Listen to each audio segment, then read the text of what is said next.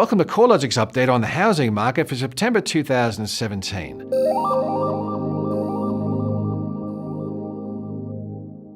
This month we launched the new generation CoreLogic Hedonic indices, which provide a further improvement on the market-leading Hedonic valuation model that CoreLogic's been using to measure the housing market since 2006. The latest housing market results showed dwelling values held firm nationally, with capital city dwelling values nudging 0.1% higher over the month, while regional values slipped 0.2% lower. The flat result provides further evidence that the housing market is losing steam and is likely moved through the peak phase of its growth cycle.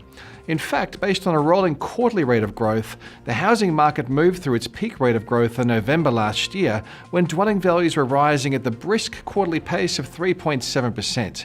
Since that time, the quarterly rate of growth has eased back to just 0.5% over the 3 months ending August 2017. That's the slowest rolling quarter of growth since June of last year. The slowdown in growth conditions is most visible in Sydney, where housing values had previously been surging higher. Since values started rising in early 2012, the typical Sydney dwelling has seen its values rise by 75%, equating to an approximate dollar value of gain of $521,000. Sydney's rolling quarterly rate of growth peaked over the 3 months ending October 2016, when values jumped by 6.3%. Since that time, the rolling quarterly rate of appreciation has consistently eased, reaching the current rate of just 0.3%. Growth conditions are also easing in Melbourne. However, Australia's second largest city appears to be more resilient to a slowdown. This is evident in our Hedonic index results, as well as auction clearance rates, which have consistently held above 70%, and inventory levels which remain close to historic lows across Melbourne. A variety of other measures have softened in line with the easing in capital growth. Auction clearance rates have found a new floor around the high 60% mark, where they've held consistently since early June this year. Average selling time is also starting to trend higher, and inventory levels are rising, providing buyers with more options and reducing some of the urgency that some buyers were feeling when stock levels were so much lower and properties were selling much faster.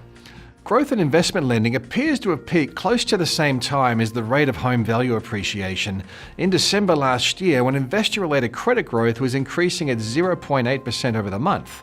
Since that time, the monthly trend in investment-related credit growth has halved, reducing back to 0.4% in July. The Melbourne housing market has seen the pace of capital gains slow from the highs of last year. However, the market seems to be more resilient compared with Sydney to slower conditions. The peak rate of growth was in November last year, when Melbourne dwelling values were rising at the quarterly pace of 3.4%. Since then, value growth has remained strong, but it's eased back to 1.9% over the 3 months ending August 2017. Auction clearance rates continue to track above 70% across Melbourne, and private treaty sales are taking just 31 days on average to sell, reflecting a strong seller's market.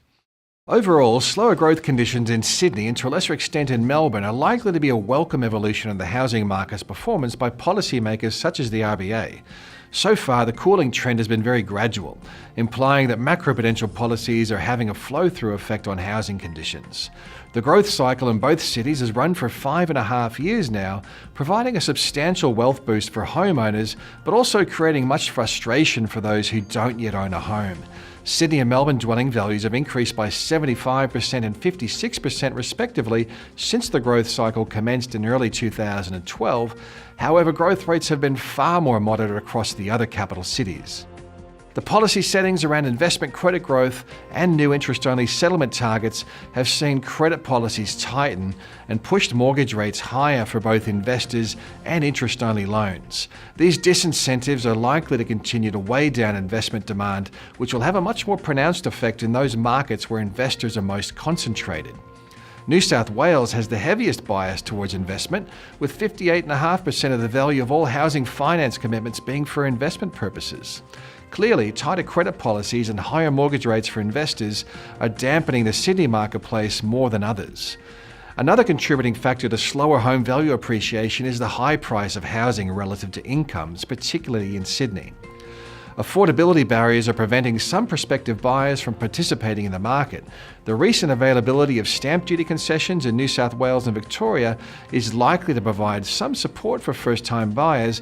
However, it's not likely that the rise in first-time buyer activity will completely offset the demand gap left by fewer investors. Overall, the outlook for Australia's housing market depends on a broad range of factors, including local economic and demographic conditions, as well as supply factors and credit policies. However, if the current trends continue, Sydney dwelling values could start to drift lower over the coming months. Historically, a negative shift in home values has followed every growth phase, so it's reasonable to expect a period of moderate value falls following such a sustained period of strong capital gains. With the spring selling season kicking off in September, it will be interesting to monitor the impact of higher inventory levels on the Sydney and Melbourne marketplace, especially given evidence of slowing growth conditions accompanied by stock levels that are already higher than what they were a year ago. If you'd like to keep a close eye on housing market conditions, the best place to keep up to date is the CoreLogic website at www.corelogic.com.au.